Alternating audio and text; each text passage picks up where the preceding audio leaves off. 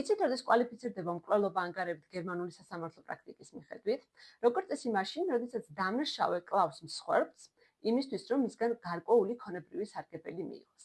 მაგალითისთვის, აკლავს ბეს იმისთვის, რომ ბესგან მიიღოს მაგალითისთვის სიცოცხლის დაზღვევა ან მემკვიდრეობა.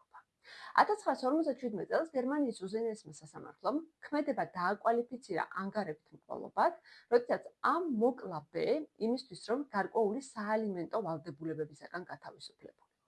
გერმანიის უზენაესმა სასამართლომ თქვა, რომ როდესაც სახეზე გვაქვს სამომავლო დაზოგილი ხარჯები და ამის გამო მკვლელობამ აღნიშნული ქმედება მაინც წარმოადგენს ანგარებით მკვლელობის სამართლებრივ საფუძველს. გაცილებით სადაოა საკითხი, სახეზე გვაქვს თუ არა ანგარებით მკვლელობა, როდესაც გვაქვს მაგალითისთვის ასეთი შემთხვევა. ბ-მ მოპარა 100 ძვირადღირებული საათი, ხოლო ამ მოკლა ბ იმისთვის, რომ თავისი ძვირადღირებული საათი უკან დაებრუნებინა. ერთი მოსაზრების მიხედვით სახეზე გვაქვს ანგარებით მკვლელობა, იმიტომ რომ ა მოქმედებს ფინანსური ინტერესით, ცდილობს, რომ საკუთარი საათი უკან დაიბრუნოს.